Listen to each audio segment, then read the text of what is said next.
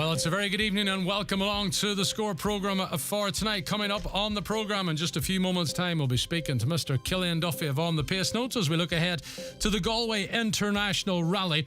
Brendan Kilcoyne's in studio. We're going to preview this weekend's National Football League action, where, of course, the big game of the weekend from a Donegal point of view is coming from Healy Park in Omagh on Sunday. It's Donegal against Tyrone, the first of the big derbies of 2023. That match, of course, will be fully live here on Highland as from the 2 o'clock start on Sunday afternoon. And we'll also be discussing women's soccer because it's a big period for women's football here in the Northwest. There was a coaching workshop took place last night involving coaches and indeed numerous clubs from throughout the county.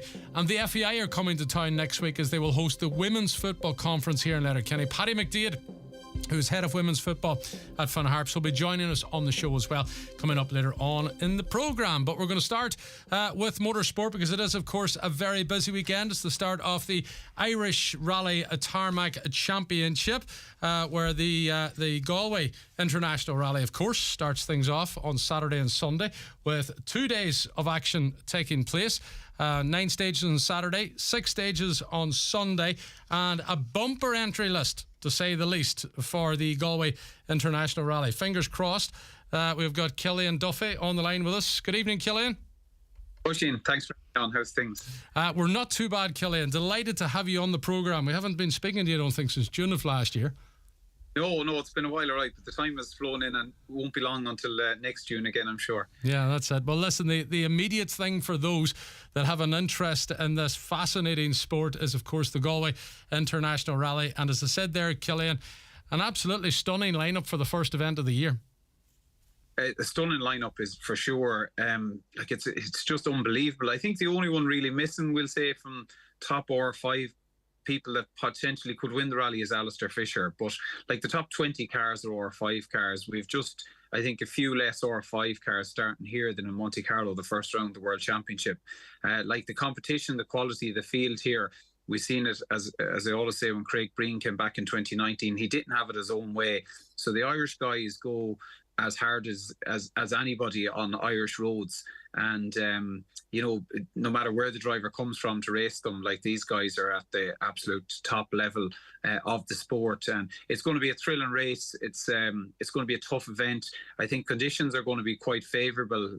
Last year was really, really wet event, but I think it might be slightly damp in the mornings to start off, but then it's going to be dry weather, so it's going to be serious racing, and it's very even hard to predict a winner. And then you look back through the field and the class battles are fantastic, like right the whole way back through the field. So it's more than just a race for the top 5 or 10 positions.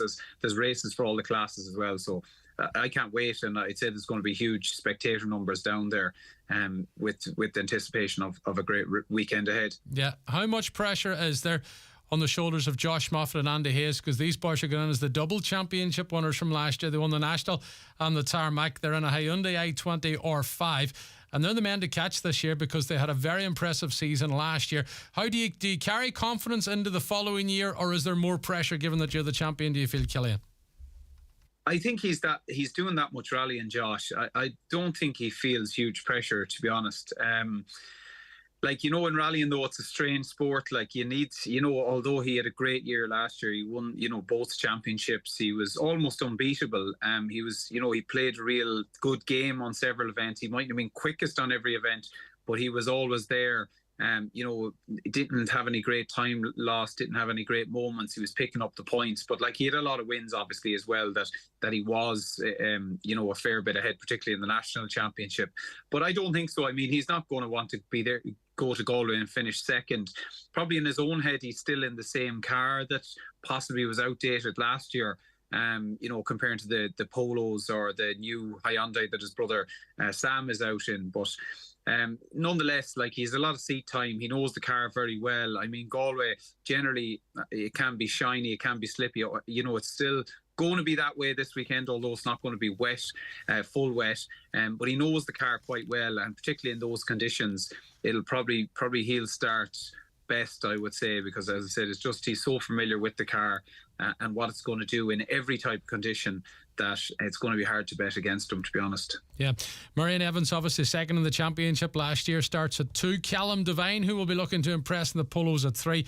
Sam Moffat, Desi Henry, Cahill McCourt, Johnny Greer, Gary Jennings, Declan Boyle, Gareth McKeel. The list goes on in relation to the amount of R5 cars, but there's a lot of people enjoy seeing the R5s, Killian, but the entertainment category, as we know, is those two-wheel drive modified cars, and Galway can always throw up a couple of spins and a bit of entertainment, but likes of Gary Kernan, Kevin Eves, Jason Black, Conor Murphy, they're all going to be ahead in the field. We better mention the Donegal men as well, Mark Alcorn and John O'Donnell. But this is a class and this is a section of the rally that people love, so does Killian.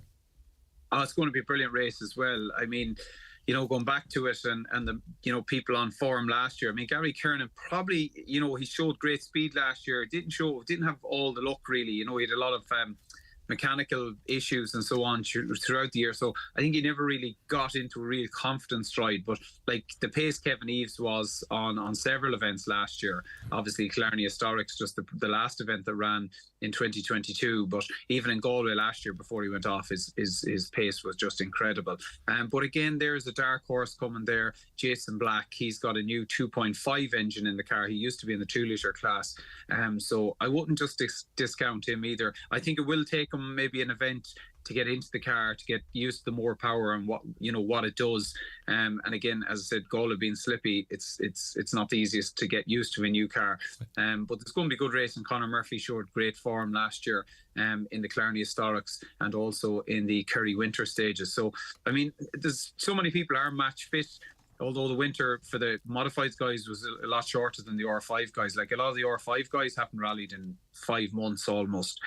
So I'd say there was a right bit of testing done over the last week with guys just to get up to speed. But unfortunately, the first stage of the rally was a really tricky stage, 13.8 kilometres, called Coldwood. And I just seen a notification go out this evening that it now will start at location 10. So it's only half the length now, which is a bit disappointing because it was such a challenging stage and it would have separated people very early on, particularly people that woke up early. It's just under 7 kilometres now.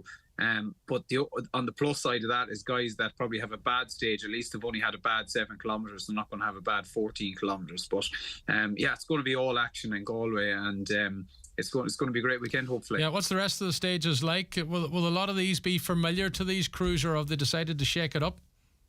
Yeah, like Galway, because there's so many road networks down there that you can run stages in opposite directions.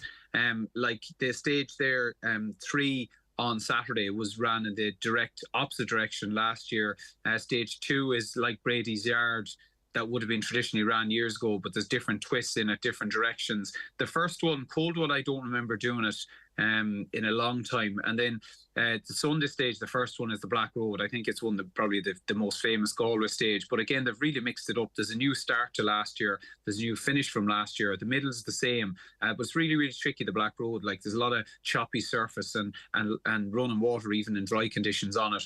And then the last stage of the rally was used, I think, back maybe 15, 16 years ago. And that's a real fast stage. Tricky at the start, and then it turns into really fast stage. But I think, like, if there was a race on, if someone had to get time, it'd be on the first stage, the Black Road, Sunday morning, if there was a race on, because the next one, there's only limited time to be gotten it. Yeah, time for the plug. You'll be there. You'll be following all the action, end of stages, Killian. It's a big year for you because you're and obviously you do what you do in the Irish Tarmac Championship, but you've been stepping it up in the National Championship for the year as well. Yeah, I mean, we had some great racing in 2022, and unfortunately, we had no show. We had no, after the event, we had no show to give us a summary of the event. And I sort of thought about it there for probably since halfway through last year, and then I decided to see about getting a team together to do a proper 30 to 40 minute show on the Friday night after each national championship round. This is the Triton Showers Championship. So I have my team together. Some familiar faces on the camera work. I have some new people involved in the editing. It's sort of a new team. We sort of didn't want to bite off more than we chew, so we're just concentrating on the 8 rounds of the Triton Showers Championship this year. But it's shaping up, and we're hoping to make a good few, improvements to the whole thing and the look of it visually. the posters and the winners, and just make it hopefully a bigger deal of it. We're really excited by it. I think it's been lacking. Rallying's been lacking it. I mean, we all look back at the Motorsport Ireland videos of the RPM era, and we could still watch any of them. And I'm not saying that we're going to be on RPM standard within the first event, but it's certainly our plan to have it, to a very, very high standard within a couple of events. There's always going to be, you can always work to be better. But it's just the Facebook Live is great. Facebook Live is fantastic for, this weekend. Everyone will tune in Saturday, Sunday, and then Monday crews that we're doing the rally and watch back. But it's difficult to scroll back through the screen and it all to be, it's difficult to find it on Facebook. You have to scroll down. So that was got me thinking to get involved in the show. So I approached the Triton Showers Championship and I said, well, what's the chances of getting a show? So there was a bit of to and fro in there, and I was trying to make it work. Obviously, clubs, championships, they're all strapped for money. So I mean, I have a lot of advertisers that from over the years with Facebook Live. So I still have opportunities there for people to advertise in this show. But I think once people see the first one, I think it'll be even easier to sell the advertising on it and to make it work and to make it cost effective, both the championship and the rallies. So yeah, there's lots to look forward to. It's a great year, and hopefully all the racing is just as good as 2022. Yeah, so it's going to be a busy year. You've got those programmes and pieces for the National. You're going to be there this weekend for the start of the Tarmac Championship. But of course, all roads are leading to Donegal. Killian, it's always the big one come June. Yeah, there's I see Eamon has stood aside for the Donegal. So that's a pity. I mean, Eamon I don't think there's a better club person in rallying than Eamon McGee, and the work he puts into it is just absolutely incredible. Like, you could be in West Cork, you could be anywhere round the country, and you will see Eamon McGee. So I mean, whoever takes the place has a big job, big role, big shoes to fill. So hopefully we see Eamon involved in some way in the event, because Eamon has a lot of support from around the country, and as I said, there's a lot of clubs that owe him favours for him travelling to events. So hopefully it all comes together and runs well for whoever takes it on. Okay, who's your winner just finally then? Who do you think Sunday? In and around Ayr Square, I take it the finish is going to be, is it? Or in around the centre of Galway? I think the Connacht Hotel, I think the ceremony starts tomorrow evening in Ayr Square. So before I give the prediction, I have to give a shout out. You have 3 new listeners tonight to Lucy, Ben and Aaron. They're tuned into Highland Radio on their mother's phone here listening to this interview.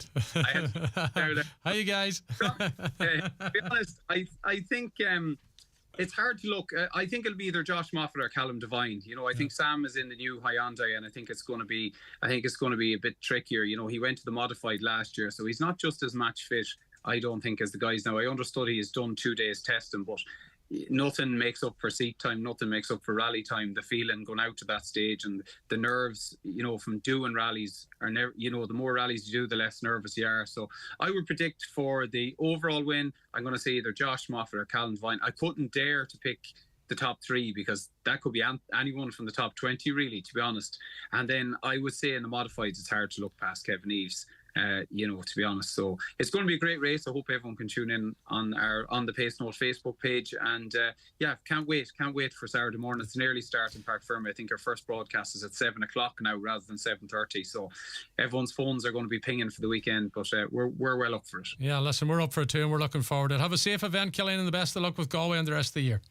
Thanks very much, Richie. Mind yourself. Bye-bye. There you go. That is Killian Duffy off on the Pace Note. Looking forward to what will be hopefully a busy weekend in Galway, and have a safe one too. Right, this is The Score. We're live across the Northwest on air, and we're live on our socials as well. Join us on Facebook Live and on YouTube. We're going to take a commercial break. Still to come on the programme, National Football League Gaelic Games, plus we'll be talking Donegal women's soccer. Sport on Highland is brought to you by Michael Murphy Sports and Leisure. Beat your personal best with new trainers from Asics, Brooks and New Balance, or gear up for the gym with activewear from Under Armour and Adidas. Live is a different experience with every performance at over 60 Arts Council funded venues across Ireland. Experience live performance in your area. Book that ticket today. #Live is funded by the Arts Council. I've lost my car keys. Lost my car once in a multi-storey. Lost my patience. My hair? Lost that a while back. But this week, I found things I thought had gone forever. The crackle of needle on vinyl. Leaves crunching. I found them all at Specsavers. I got free hearing aids with PRSI, and now those sounds are back. So's my joie de vivre. Still can't find those keys, though. Book a free hearing test today. Terms and conditions apply. See our website for details. From the smallest shrub to the largest tree in an awkward place, Donnelly Tree Services provide a complete range of tree surgery services. Whether you need to remove a dangerous tree or some nuisance branches, Donnelly Tree Services have the experience and expertise to carry out tree surgery to the highest of professional standards. Call 083 005 9939. Donnelly Tree Services, Donegal. No job is too small, no tree is too tall. If you smell gas at home or on the street, don't ignore it. Open windows and doors. Don't smoke, vape, or use a naked flame. Don't unplug or switch anything electrical on or off. Turn off the gas at the meter. Then, no matter who your gas supplier is, call Gas Networks Ireland on 1800 20 50 50. Visit gasnetworks.ie to screenshot the safety steps, save them to your device, and share with friends and family. With the largest selection of pre-owned vehicles, visit imotors.ie to view our stock. We have them all. Starter cars, family cars, luxury cars, or maybe I'm feeling young and want to treat myself to a two-door sports car kind of car. Visit our showrooms in Letterkenny or Malin. Sport on Highland is brought to you by Michael Murphy Sports and Leisure. Recover from the toughest sessions with foam rollers and massage guns. Or find your flow with the latest yoga mats and blocks in store and online at michaelmurphysports.ie. And you're welcome back to the Score programme here on Highland. Time to talk Gaelic football, and I'm joined by one of our big match pundits. And that, of course, is Brendan Kilcoyne. Brendan, you're welcome to the studio of Highland once again. Good evening, Oisín. So, Brendan, week one done in the National Football League. What did you make of Donegal's performance, first of all, last week? Yeah, listen, you'd have to say very encouraging.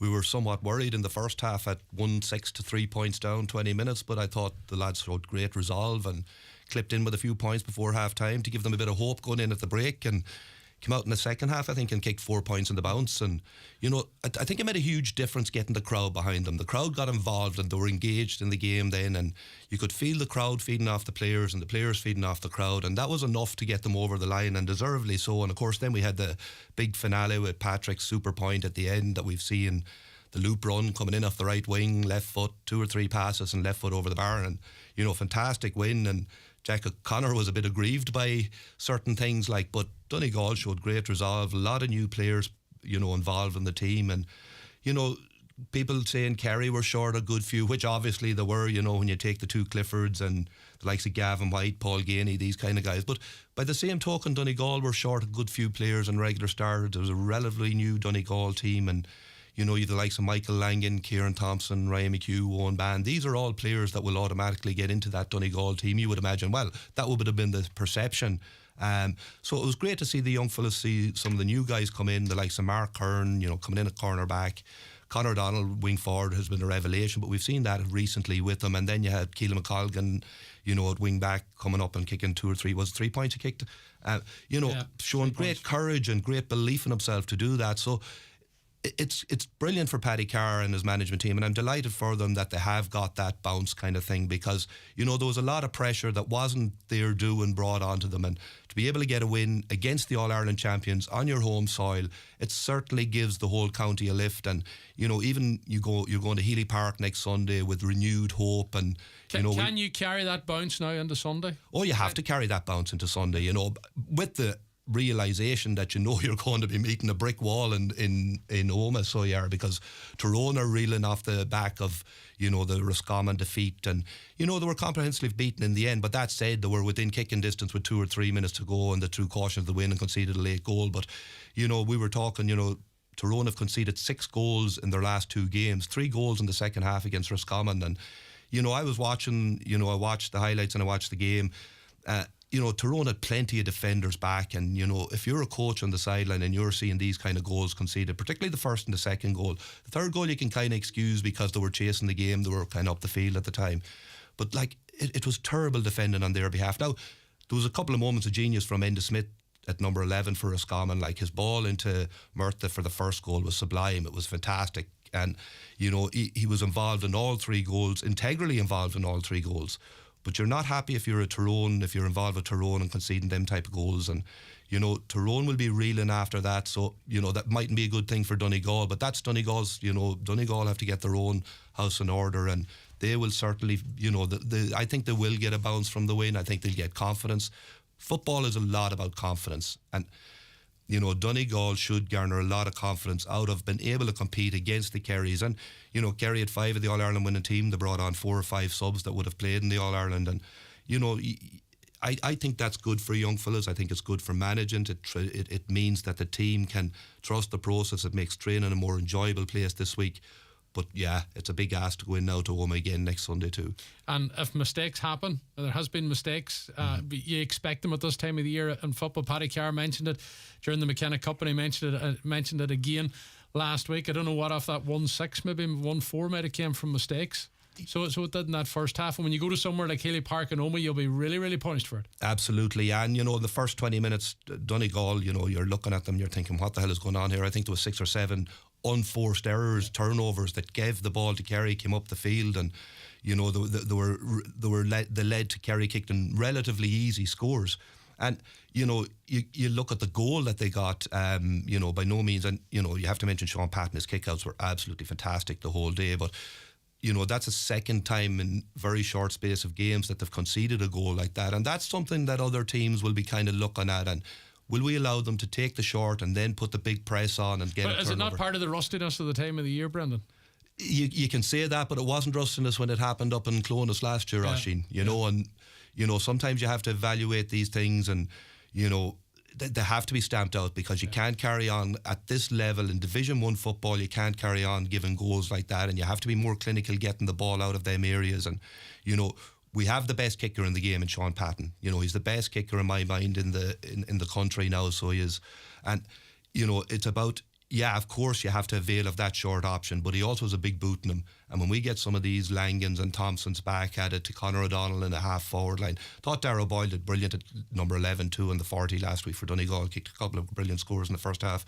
But they're the kind of tools that Donegal need to be using and getting the maximum out of, because Patton can ping them from 60, 70 yards. Yeah.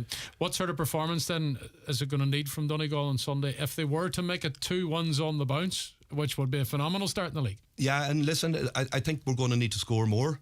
You know, up front, you look at, you know, a lot of the scores were coming from further out the field. I thought we did well enough in the middle of the field. Keelan and Jason McGee did well enough in the middle of the field.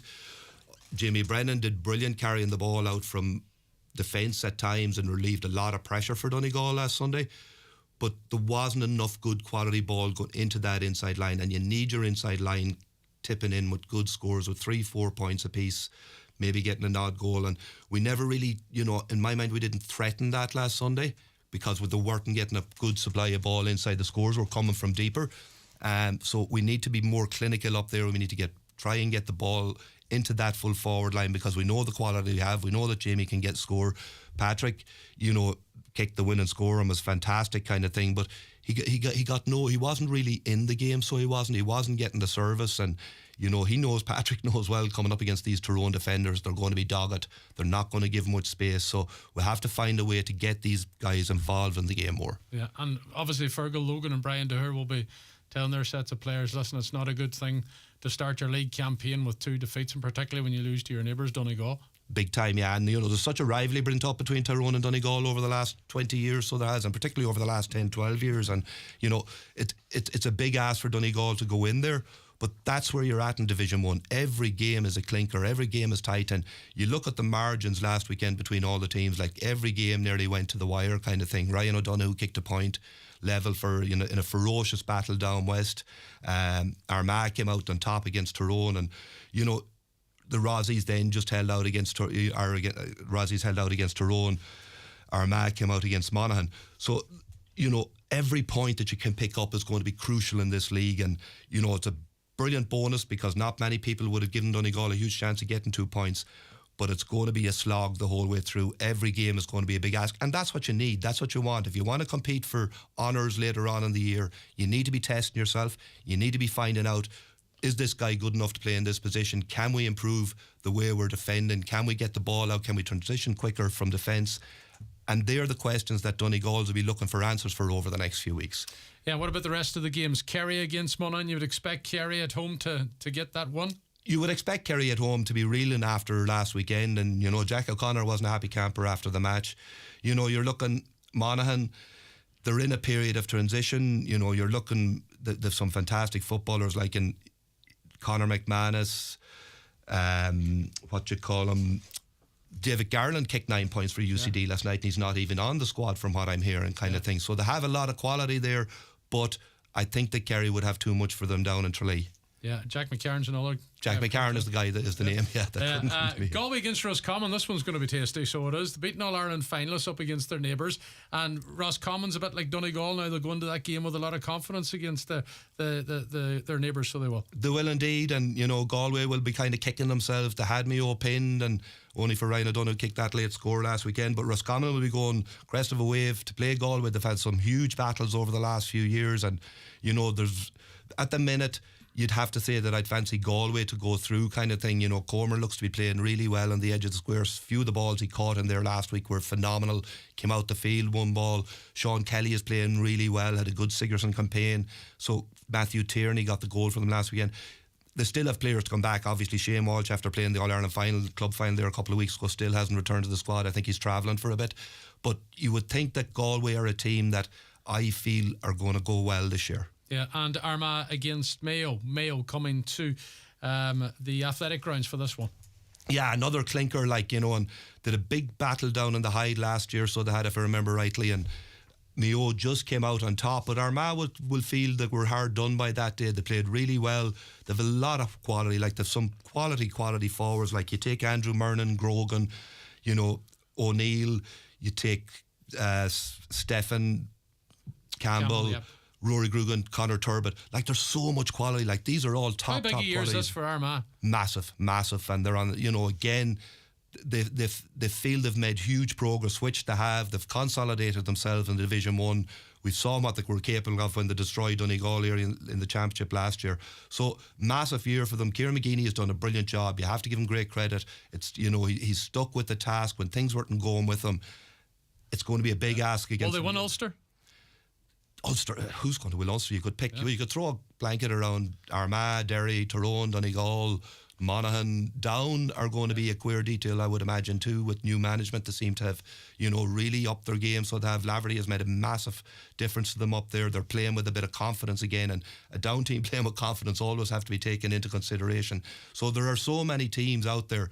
Any one of them are capable of winning it, and I think we'll learn more as the league goes on, but we'll not see the true extent of where these teams are at, because teams have to try out a few things. They have to try out players through the National League, and that's a risky business in Division 1.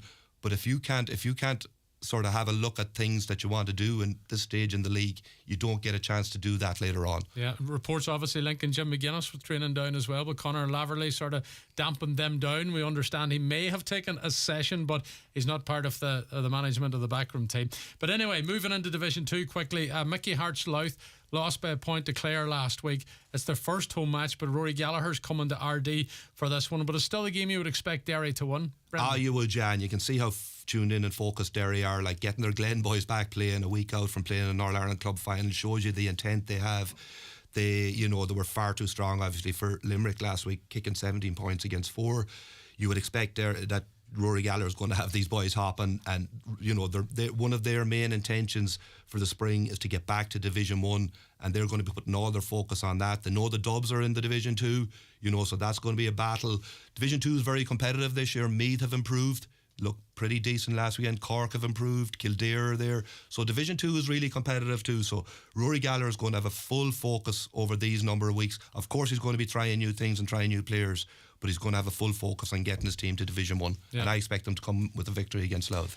Right, if you were in commentary with me at Haley Park at Omagh on Sunday, one of the first questions was asked you, how's this one going to go today? Who's going to win it? But you're not in commentary, so I'm going to ask you that now, Brendan. You're going to ask me anyway. 3 or 4 days out. Yeah, well, listen, Donegal will take a lot of pleasure from the victory over Kerry, but I think Tyrone are going to be reeling from the defeat against Roscommon.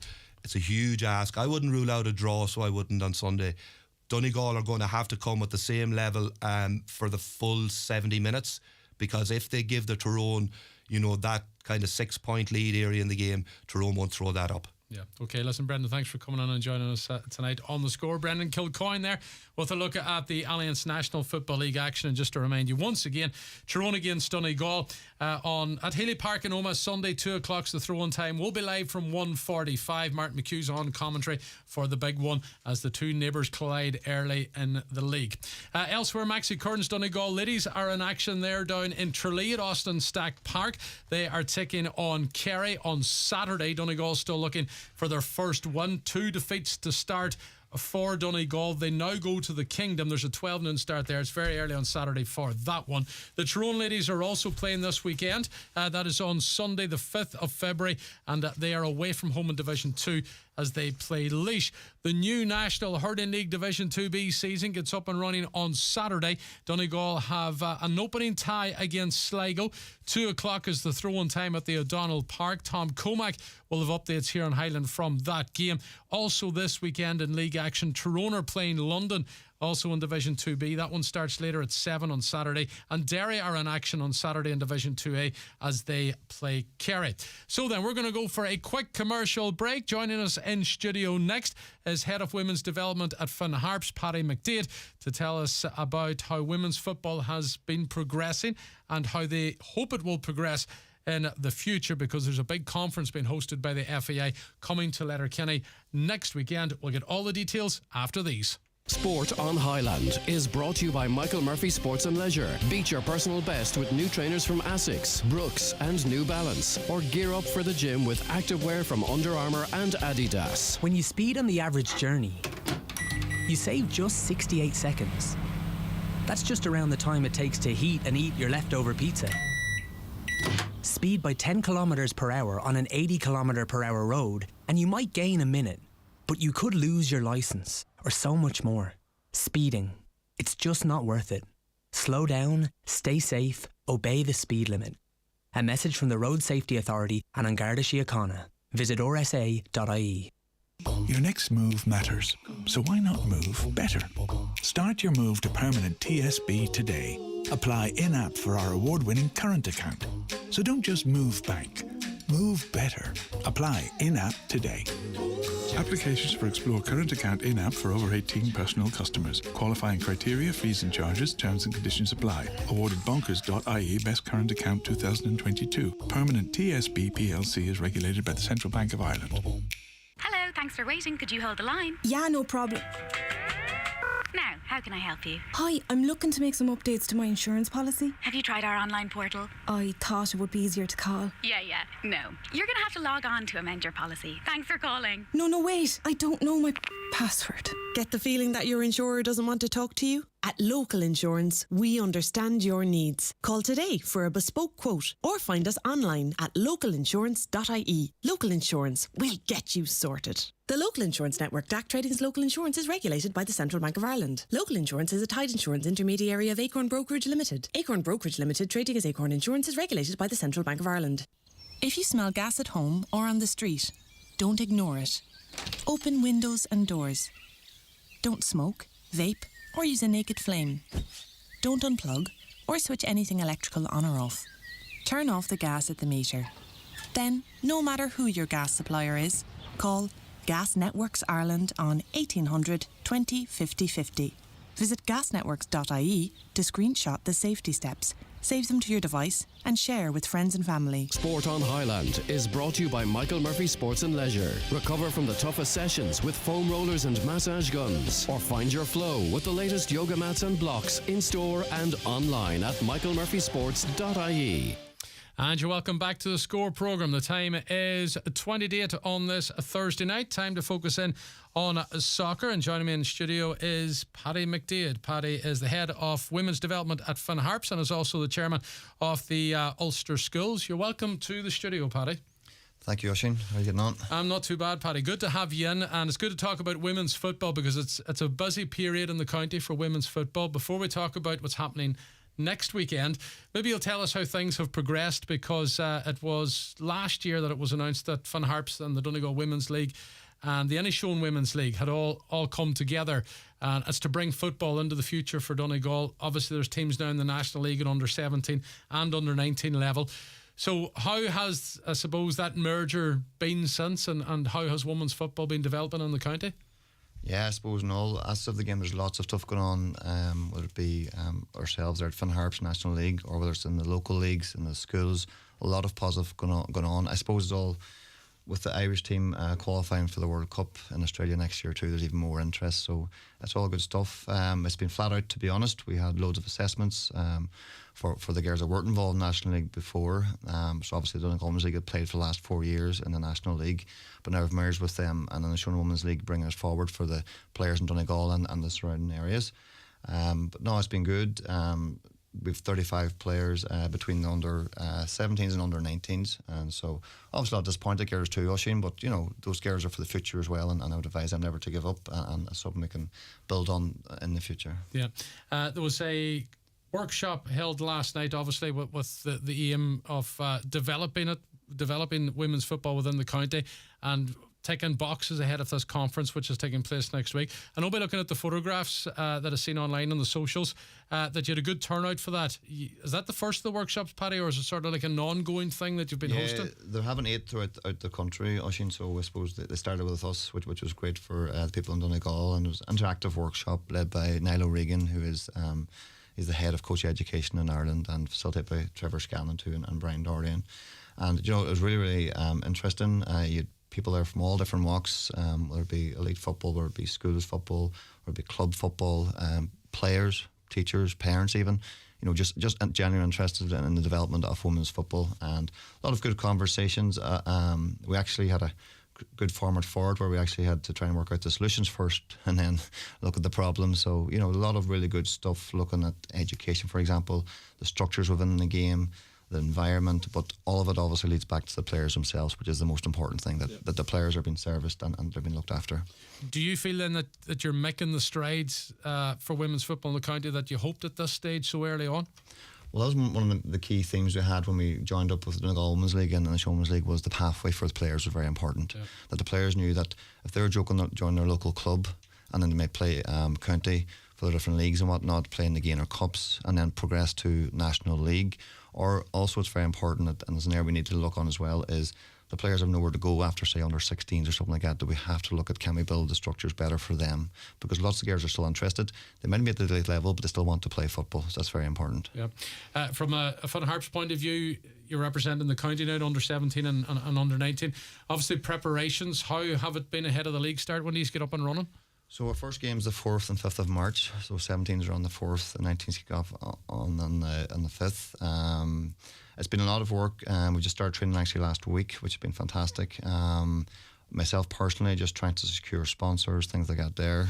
Just a quick shout out to our main sponsors like Access Construction, Aidan Gallagher, for the under 19s. We're still looking for a main sponsor for under 17s, so anybody listening, commercial at finharps.ie. And we also have we have a sponsor in Michael Haney's, so thanks to John and Sandra up in Michael Haney's for their sponsorship. And we also Alpaca Way. I was on the phone to John McGonigal before I came up here, so we're still working on that. We're also looking for player sponsorship, so an individual sponsor for each player. So anybody's interested, keep an eye on our social media account for that there as well. Be much appreciated, because it's big money to run. We're going to be down in Cork, we're going to be in Galway, we're going to be in Dublin, and so on. So we need all the help we can get. Yeah, and I see next weekend as well, Paddy. James Scott, he's under 17 Ireland manager, is that right? He's going to take a training session with one of your teams. James is going to take the majority of our 17s plus a few of our 19s for a session on the Sunday morning down in Lakeview in Letterkenny, and it's great to get somebody like James Scott. He's up in the county all the time with emerging talent. He's no stranger to these parts, and he's a fantastic coach, and he's really good around the girls, and our girls are going to get a great opportunity to show their skills in front of people coming from all over the country. I mean, I just got an email before I come up here. There's a waiting list for this weekend, so I'll tell you how much interest there is locally and nationally for this event. Yeah. How did this all come about that the FAI decided to hold their conference in Letterkenny, Paddy? They have it throughout the country, so I suppose we're getting our turn, and I suppose they've recognised too that the efforts are being made up here in the northwest for girls football. So it's absolutely fantastic to get the opportunity, and hopefully it's going to grow the game even more in this county and nearby. Yeah, what can we expect from the conference next week? Because obviously the senior team manager's coming. Vera Pugh's going to be in town, and there'll be a lot of interested people to see what these speakers are going to say and try and be given some advice and some direction from them. Yeah, well, very proud. If you ever listen to her, is excellent. Just giving really good advice, and obviously likes of Amber Barrett, Ciara Grant, Roman McLaughlin working under them, and they're all obviously trying to make her squad for next summer. So I'm really looking forward to her and what she's going to say on. But she's really, really progressive and really looks at the players, not just at elite level, but she's also looking how can we develop them at underage level as well. And just looking down through the list as well to see that listen, there's various things in the workshop here. Maybe Paddy, you might tell us what else the talks are about, because it's not just all about Vera Pugh. Yeah, well, we have the director of football come down, Mark Cannon, and I listened to him recently up in Dublin. We had a meeting up there for all the head coaches for the League of Ireland and for the underage structures, and he's an English guy who's been based over with the English FA for a while and has been with some different clubs, and he's played himself professionally. So he was really interested. I think he's really going to help football in Ireland, not just for women, for men's football as well. He's got some really, really fantastic ideas. So he's going to be very interesting as well for people up here. We also have Eileen Gleeson. We have Orla Harn, who is a product of Niall O'Regan. He was telling us last night he's one of the few women who maybe had their licence, say 2016. They've restructured the whole thing since then. Niall O'Regan has really driven it unbelievably. He was talking about female coaches having their licence and stuff. You know, you've gone from maybe 10 in 2016 to over 300 currently. Yeah. So that just shows you how much has progressed, not even for the players, Oisin, but also for women coaches as well, which is really important. I mean, you can. It's hard. It is really hard to get women's coaches, and we talked about that last night. And that was one of the main things: was how can we get people interested? What are some of the hurdles that we're faced with? So obviously things like finance and work commitments and family, obviously commitments is the big one. So is there a big shortage? There definitely is, yeah, but there's definitely a trend and a lot more getting interested, which is good. So it's on the up, hopefully, yeah. Okay, so listen, overall, it's an exciting time for women's football in Donegal, Paddy. There's a lot going on at the moment, as you can hear there, you know, and I was even at a schools game today, you know, and from Valley College, I teach up there, and some of our first years today, it was the first time we actually even played an organised game of football. Yeah. And I'm running with boots, shin guards, looking for bits and pieces, but you know what, that means a lot to those girls, and that's what it's about. It's back to the player and them getting experience, whether it be the elite level or whether it be the grassroots level. We need to look after all these girls and get them playing football. Okay, listen, Paddy, we appreciate calling into the studio this evening to join us here on The Score, and we wish you and everybody involved in women's football the very best, and enjoy the conference next weekend. We might get speaking to somebody maybe from the FEI next Thursday, but it's a big event. It's a good one to have in the county, and I'm sure everyone will enjoy it. Thanks, Paddy. Appreciate it, Oisin. Thank you. Cheers. There you go. That's Paddy McDaid, who is Head of Women's Development at Finn Harps, talking about women's football. And of course that conference, which is coming up next weekend, it's the weekend after. It's the 11th and 12th. Okay, we'll take another quick commercial break. We'll have more on The Score after these. Sport on Highland is brought to you by Michael Murphy Sports and Leisure. You'll find everything you need to stay motivated this year, in store and online, with free next day delivery on orders over €85 at michaelmurphysports.ie. From the smallest shrub to the largest tree in an awkward place, Donnelly Tree Services provide a complete range of tree surgery services. Whether you need to remove a dangerous tree or some nuisance branches, Donnelly Tree Services have the experience and expertise to carry out tree surgery to the highest of professional standards. Call 083 005 9939. Donnelly Tree Services, Donegal. No job is too small, no tree is too tall. It's the Right Price Tiles and Wood Flooring half-price sale. Get up to 50% off all tiles. Wood flooring, bathware, cladding, everything's reduced. Tiles from only $8.99 per square yard and wood flooring from only $11.99 per square yard. Right Price Tiles and Wood Flooring half-price January sale extended until Bank Holiday Monday. Sport on Highland is brought to you by Michael Murphy Sports and Leisure, with all the equipment you need to get fit this year, including home gym equipment like weights, skipping ropes, resistance bands and exercise balls. So then, just looking at some of the other football fixtures soccer-wise in the Northwest this coming weekend, it's the 6th round of the Irish Senior Cup, and just one of the Northwest sides is in action, and that is Institute. The Derryside are taking on Ballyclare Comrades. That game is on Saturday afternoon, while in the League Championship, Dergview are on the road on Saturday as they play Dunnella. There is, of course, a programme of games taking place Saturday and Sunday in the Donegal Junior League. Some of the standout games in Group B of the Brian McCormick Cup in the Letterkenny area. Rathmullen Celtics playing Fanage United at 7:30 on Saturday. And in the Ulster Junior Cup, I'll just correct myself, that game of Fanage and Rathmullen Celtic is actually Friday, tomorrow night, Friday the 3rd. Then on Saturday there's an Ulster Junior Cup fixture. It's a quarter-final. Castlefin Celtic are away to Monaghan Town. That game starts at 5:30 on Saturday. The winners will play Alya in the semi-final. The draw, of course, was made last night. The winners of that game will take on any shown opposition. There's also games in Division 1 and Division 2 of the Donegal Junior League on Saturday. Moving on to Sunday, there's a limited programme. There is another Brian McCormick Cup game in Group B of the Gweedore area. Kilmacrennan Celtic are playing KJ Rovers. There's also a handful of games to take place in the likes of Division 1, just one game in Division 2, and on the top flight is Capri Rovers against St Catherine's. There's a full programme of matches down in Inishowen on Sunday. 8 teams involved in 4 ties in the Premier Division. Among them, the leaders Moville Celtic are taking on a Cockhill Youth. There's also games in Division 1 and Division 2 as well. It's going to be a busy weekend too on the athletics front. On Saturday in Boston, the New Balance Grand Prix, 2 Finn Valley athletes will be competing. Mark English and Roisin Flanagan will be competing in the 800 and the 3,000 metres. And Cranford's Keelan McFadden is going to be running stateside this weekend as well. He's in Boston too, and he will be taking on the Junior International Mile. Then on Sunday, 2 Donegal clubs are in Spain for the European Club Cross Country Championships. Letterkenny AC are competing in the senior women, while Finn Valley will race in the junior women. And there's also National Masters Indoor Championship action on Sunday afternoon in Athlone. So certainly a very busy weekend on the athletics front. And as always, Patsy McGonigal will be keeping us up to date with all the action there. And that is it from the Score programme for tonight. If you missed any of the show, you will of course be able to recap in the sports section of our website, highlandradio.com.